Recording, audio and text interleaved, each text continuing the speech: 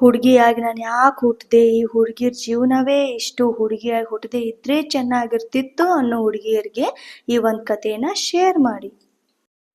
ಕೋಲ್ಕತ್ತಾಗೆ ತುಂಬಾ ಹತ್ತಿರವಿದ್ದ ಒಂದು ಊರಿರುತ್ತೆ. ಅಲ್ಲಿಗೆ ನೀರಾ ಎನ್ನುವ ಒಬ್ಳು ಹುಡುಗಿ ಮದುವೆಯಾಗಿ ಬರ್ತಾಳೆ. ಗಂಡನ ಮನೆಗೆ ಬಂದ ಮೊದಲನೇ ದಿನವೇ ನೀರಾಳ ಅತ್ತೆ ನೀರಾಳ್ ಹೇಳ್ತಾರಂತೆ, ನಮ್ಮಲ್ಲಿ ಯಾರೊಬ್ರು ಹೆಣ್ಮಗುವನ್ನ ಇಷ್ಟಪಡೋದಿಲ್ಲ, ನಮ್ಗೆ 1 ವರ್ಷದೊಳಗೆ ಗಂಡು ಮಗು ಬೇಕೆಂದು ಹೇಳಿ ಹೊರಟು ಹೋಗ್ತಾರಂತೆ. ಇದಾದ ಕೆಲವು ದಿನಗಳ ನಂತರ ನೀರಾ ಹೆಣ್ಮಗುವಿಗೆ ಜನ್ಮ ನೀಡ್ತಾಳೆ. ಆಕೆಯ ಗಂಡನ ಮನೆಯವರು ಒಲ್ಲದ ಮನಸ್ಸಿನಿಂದ ಆ ಹೆಣ್ಣು ಮಗುವಿಗೆ ಶುಭ್ರ ಎಂದು ನಾಮಕರಣ ಮಾಡ್ತಾರೆ. ಮರುದಿನದಿಂದಲೇ ನೀರಾಳ್ಗೆ ಕಿರುಕುಳ ಕೊಡಲು ಆಕೆಯ ಗಂಡನ ಮನೆಯವರು ಶುರು ಮಾಡ್ತಾರೆ. ಈ ಕಿರುಕುಳ ಮಧ್ಯೆ 6 ವರ್ಷ ಕಳೆದು ಹೋಗುತ್ತೆ. ಹೀಗಿರುವಾಗ ಮತ್ತೆ ನೀರಾ ಗರ್ಭಿಣಿ ಆಗ್ತಾಳೆ. ನನ್ಗೆ ಈ ಬಾರಿ ಗಂಡ್ ಮಗು ಹುಟ್ಟಿದ್ರೆ ಗಂಡ ಬದಲಾಗ್ತಾನೇನೋ ಎಂಬ ಆಸೆಯಿಂದ ಆಸ್ಪತ್ರೆಗೆ ದಾಖಲಾಗ್ತಾಳೆ. ಆದ್ರೆ ಬ್ಯಾಡ್ ಲಕ್, ಈ ಬಾರಿಯೂ ಹೆಣ್ಮಗು ಹುಟ್ಟುತ್ತೆ. ಆಗ ನೀರಾ ಗಂಡ ಹೇಳ್ತಾನಂತೆ, ಈ ಮನೆಯಲ್ಲಿ ನೀನ್ ಇರ್ಬೇಕು ಅಂತ ಆಸೆ ಇದ್ರೆ ಹಾಲಿಗೆ ವಿಷ ಬೆರೆಸಿ ಈ ಅನಿಷ್ಟ ಮಗುವನ್ನ ಸಾಯಿಸ್ಬಿಡು ಎಂದು ಹೇಳ್ತಾನೆ.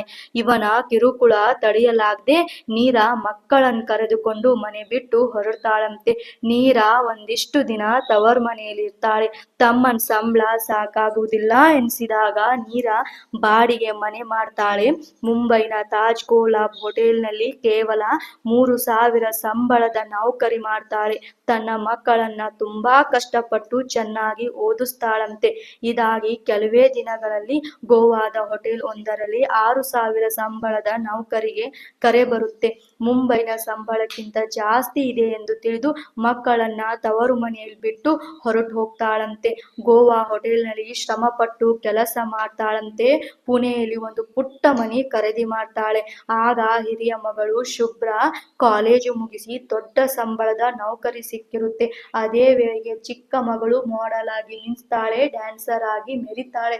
ಹಾಗೂ ಅಪ್ಪನಿಂದ ಅನಿಷ್ಟ ಎನ್ನಿಸಿಕೊಂಡ ಈ ಚಿಕ್ಕ ಮಗಳು ಮಿಸ್ ಇಂಡಿಯಾ ಸ್ಪರ್ಧೆಯಲ್ಲಿ ಮಿಸ್ ಇಂಡಿಯಾ ಆಗಿ ಹೊರಹೊಮ್ಮುತ್ತಾಳೆ. ಆಕೆ ಬೇರೆ ಯಾರೂ ಅಲ್ರಿ, ಪೂಜಾ ಚೋಪ್ರಾ. ಅದಕ್ಕೆ ಹೇಳೋದು, ಹೆಣ್ಮಕ್ಳಿಗೆ ಎಷ್ಟೇ ನೋವಿರಲಿ ದುಃಖ ಇರಲಿ ಅದನ್ನೆಲ್ಲ ಬದಿಗಿಟ್ಟು ನಾನು ಮಾಡ್ತೀನಿ ಎಂಬ ಛಲ ನಮ್ಮಲ್ಲಿದ್ರೆ ನಮ್ಮನ್ನು ಸೋಲಿಸುವರು ಯಾರು ಇಲ್ಲ ಅಂತ.